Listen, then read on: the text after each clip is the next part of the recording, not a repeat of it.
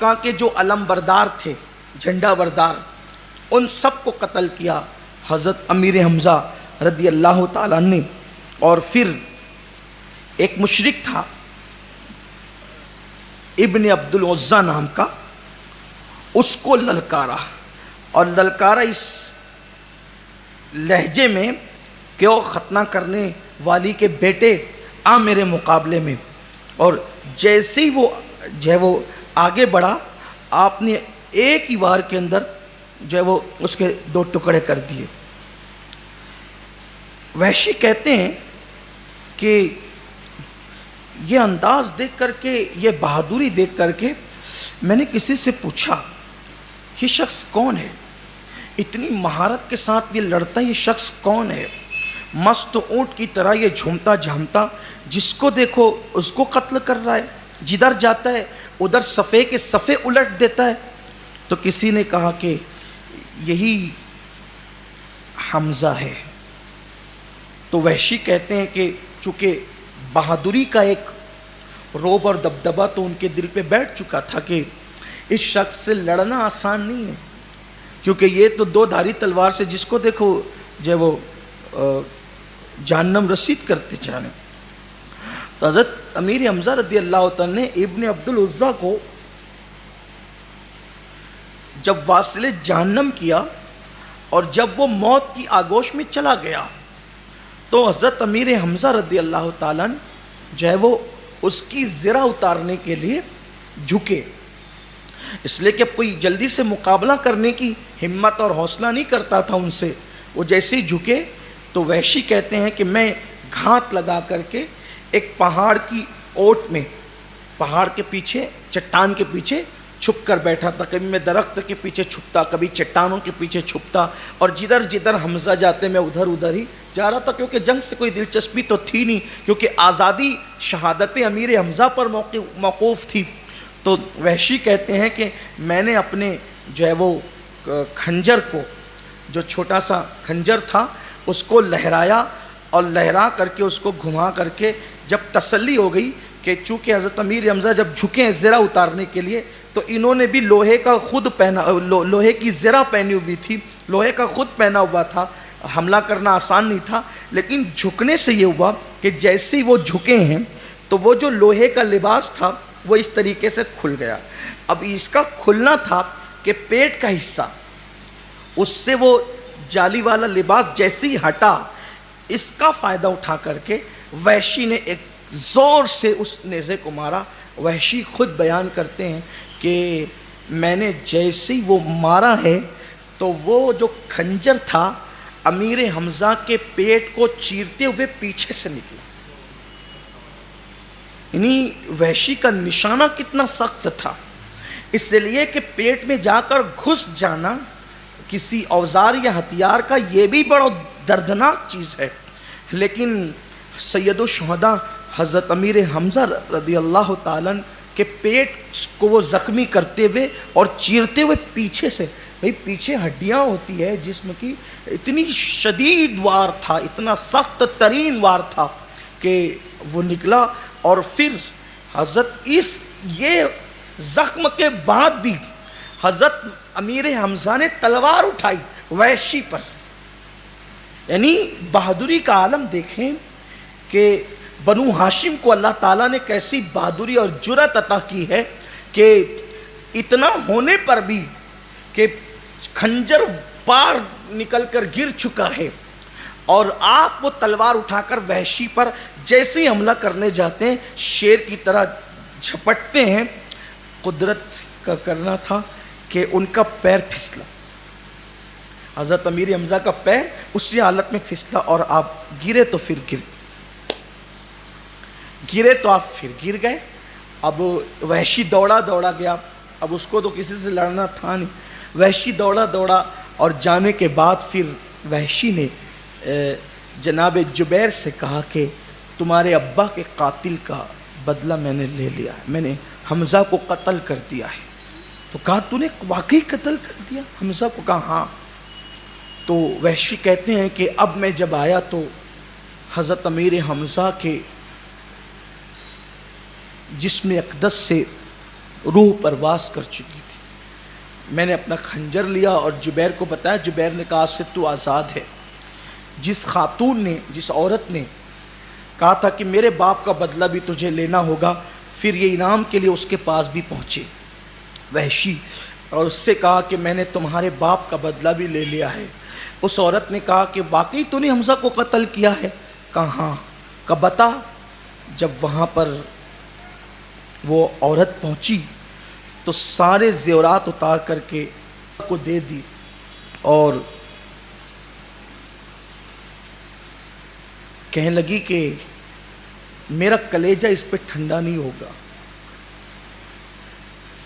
اس کا پیٹ چیر اور اس کا سینہ چیر۔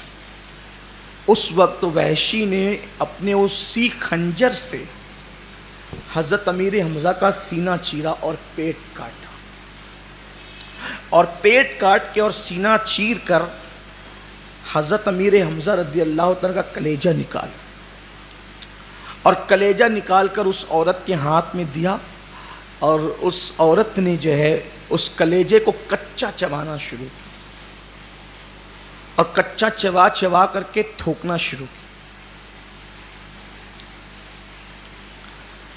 پھر ناک کاٹی، انگلیاں کاٹی، ہونٹ کاٹے، کان کاٹے، اور یہ سب کرنے کے بعد کسی نکیلے اوزار کی مدد سے ایک رسی کے اندر اس کو پرویا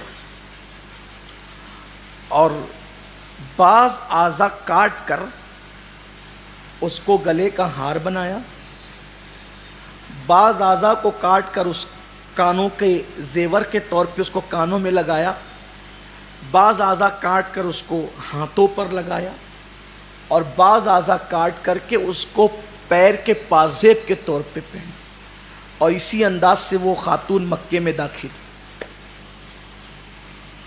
یہ حضرت امیر حمزہ رضی اللہ تعالیٰ کی دردناک شہادت ہے۔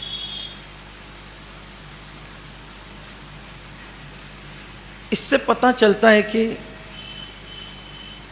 صحابہ کرام نے اور خاندان نبوت نے کتنی بڑی قربانی دے کر اسلام کو ہم تک پہنچایا۔ شاید سننے میں یہ بہت آسان لگتا اور بولنے میں بھی کہ کسی کو شہید کرنے کے بعد سینے سے کلیجہ نکالا جانا، پھر اس کا کچا چبایا جانا، پھر اس جسم کو کاٹا جانا، پھر اس جسم کے کٹنے کے بعد اس کے اعضاء کے زیورات بنائے جانا۔ جب مکہ فتح ہوا تھا تو اللہ کے حبیب صلی اللہ علیہ وآلہ وسلم جب فاتح مکہ بن کر تشریف لے گئے تھے تو اس وقت وحشی بارگاہ رسالت میں حاضر ہوئے۔ آقا کریم صلی اللہ علیہ وآلہ وسلم نے جب وحشی آ رہے تھے تو کسی نے کہا یا رسول اللہ قاتل حمزہ آ رہا ہے، حمزہ کا قاتل آ رہا ہے۔ تو آقا کریم علیہ السلام نے فرمایا تھا کہ اس کو کچھ مت کرنا۔ دیکھو یہ مصطفیٰ جان رحمت صلی اللہ علیہ وسلم کے اخلاق، رحمت للعالمین کی شان رحمت للعالمینی، جس شہادت پر اللہ کے حبیب علیہ السلام کی آنکھوں سے سب سے زیادہ آنسو نکلے ہیں وہ حضرت امیر حمزہ کی شہادت ہے۔ سرکار نے فرمایا کہ اگر مجھے اپنی پھوپھی کا خیال نہیں ہوتا تو میں حمزہ کو میدان احد میں ایسے ہی چھوڑ کر چلا جاتا، ایسے ہی چھوڑ کر کے چلا جاتا تاکہ درجات اور ان کے بلند ہوتے۔ وحشی کا نام تو تھا سامنے کہ وحشی نے قتل کیا ہے، لیکن بظاہر اب تک میرے آقا علیہ السلام نے وحشی کو دیکھا نہیں تھا۔ فتح مکہ جب ہوئی تو وحشی سرکار کی بارگاہ میں جب آئے ہیں تو سرکار سے کسی نے کہا حضور قاتل حمزہ آ رہا ہے، تو سرکار نے کہا کہ اس کو کوئی کچھ کرنا مت، ہو سکتا ہے شاید اسلام قبول کرنے کے لیے۔ آقا نے فرمایا کہ 1000 کافروں کو تیغ کرنے سے بہتر مجھے یہ ہے کہ کوئی اسلام قبول کر لے. اور جب وحشی آ کر کے حضور کے قریب کھڑے ہو کر کے کلمہ پڑھتے ہیں تو حضور علیہ السلام ان کو حیرت سے دیکھ رہے تھے. جب وہ کلمہ پڑھ چکے تو سرکار نے فرمایا کہ وحشی تو نے میرے چچا کو قتل کیا تھا؟ وحشی نے کہا ہاں. سرکار نے فرمایا کہ کیسے قتل کیا تھا، شہید کیا تھا، میں تیری زبان سے سننا چاہتا ہوں.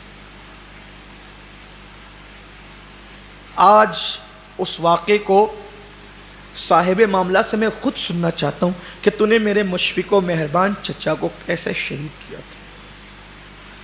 وحشی نے پورا واقعہ بتایا. سرکار سر جھکا کر کے روتے رہے. اور جب واقعہ وحشی مکمل کر چکے تو حضور کے جملے یہ تھے، اللہ تیرا بھلا کر.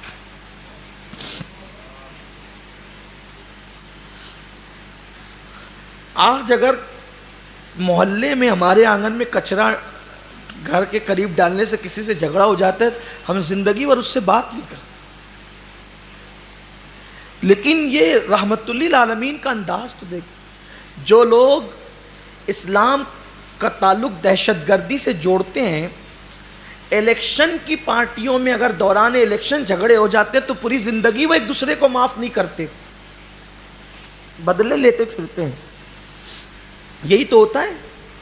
اگر چھوٹی موٹی چپکلش ہو جائے تو ایک دوسرے کو معاف نہیں کرتے. یہ میرے سرکار کا کردار ہے کہ چچا کا قاتل سامنے کھڑا ہے، کلمہ پڑھ کے حضور کہتے ہیں کہ اپنی زبان سے سنا.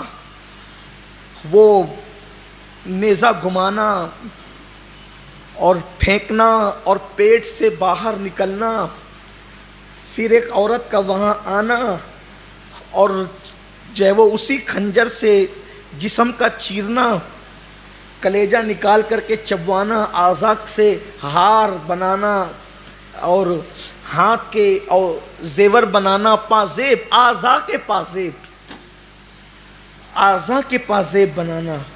یہ سب سن کر حضور بہت روئے تھے. اس دن بھی روئے اور فرمایا تھا کہ اللہ تیرا بھلا کرے. فرمایا کہ میرے سامنے مت آنا. بس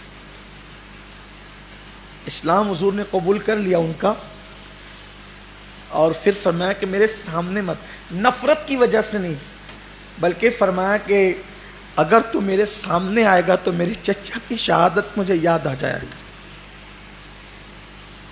مجھ سے اپنا چہرہ ہمیشہ چھپائے رکھنا.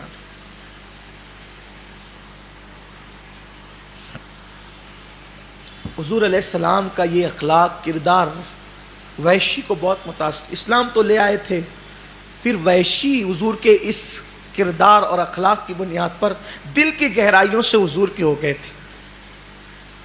وحشی نے اس خنجر کو، جناب وحشی نے اس خنجر کو سنبھال کر کے رکھا تھا کہ ایک دن اس خنجر سے میں ایسا کام کروں گا کہ جو حضور کو میں نے دکھ دیا ہے، صدمہ دیا ہے، اسی خنجر کی وجہ سے میں حضور کو خوش بھی کرتا ہوں. لیکن اللہ کے حبیب علیہ السلام کی ظاہری حیات میں وہ موقع وحشی کو نہ مل سکا. میں آپ سے پھر کہتا ہوں کہ یہ جو جنگ کا تذکرہ ہم نے کیا صحابہ کی قربانی بتانے کے لیے،